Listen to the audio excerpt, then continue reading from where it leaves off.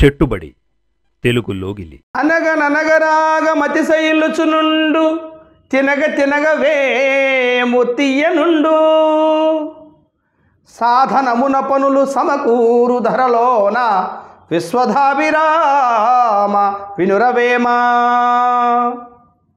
అనగననగరాగ మతిశైలుచునుండు, పాడగా పాడగా రాగం చక్కగా కుదురుతుంది. ఏదైనా చేయగా చేయగా మనకు సక్రమంగా జరుగుతుంది. ఏదైనా కూడా అలసట లేకుండా సహనం వహించి ఆ యొక్క ప్రయత్నంలో ఏకాగ్రతతో స్పష్టతతో ముందుకు సాగినట్లయితే, సాధనలో తప్పు లేకుండా ఉన్నట్లయితే, సాధనలో తొట్టుపాటు లేకుండా ఉన్నట్లయితే, సాధనలో అంకిత భావంతో ఉన్నట్లయితే ఆ యొక్క ఫలితం ఎలా ఉంటుందో మన కవి యోగి వేమన గారు అత్యంత చక్కగా చెప్పారు. అనగననగరాగ మతిశైలుచునుండు, పాడగా పాడగా రాగం కూడా చక్కగా కుదురుతుంది. మొదట్లో రాగాలు తీసేవాళ్ళు బాత్రూంలలో ఇంకా రకరకాల చోట్ల దారికొనాకు పాడుతూ ఉంటారు. ఎక్కడన్నా 10 మంది ముందుకు వచ్చి పాడమంటే అంటుంటారు. అంటే వాళ్ళ గొంతు సహకరించదు. అదే సాధన చేయంగా చేయంగా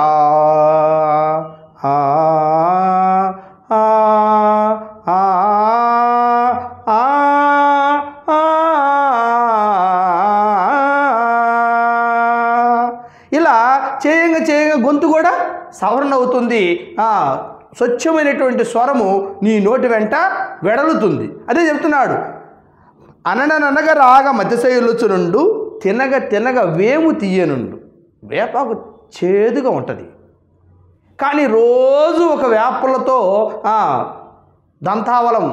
దంతావధానం చేసినప్పుడు, అదేవిధంగా వేపాకు రోజు ఇగురు కొద్ది కొద్దిగా తింటూ ఉన్నప్పుడు అలవాటు పడే కొద్దీ ఆ వేపాకు తినని రోజు బాధపడతాం. ఈరోజు నాకు అది లేదే అని బాధపడతాం. అంత మధురంగా ఉంటుంది. దాని యొక్క శ్రేష్టంగా కూడా ఉంటుంది అది. అదే చెబుతున్నాడు. ఏమని? తిన్నగ తిన్నగ వేము తీయనుండు సాధనమున పనులు సమకూరు ధరలోన. ఈ లోకంలో సాధన చేస్తే జరగనటువంటిది, నీకు ఫలితాన్ని ఇవ్వనటువంటి పని ఏది లేదు. ప్రయత్నంలో ఉంది ఫాల్ట్ అంతా, ప్రయత్నంలో ఉంది లోపం అంతా అని మన కవి చాలా చక్కగా ఈ పద్యంలో చెప్పడం జరిగింది. మరొకసారి పద్యము. అనగననగరాగ మతిశైలుచునుండు తినగ తినగవేము తీయనుండు సాధనమున పనులు సమకూరు ధరలోన విశ్వధాభిరామ వినురవేమా. చెట్టుబడి తెలుగు లోగిలి.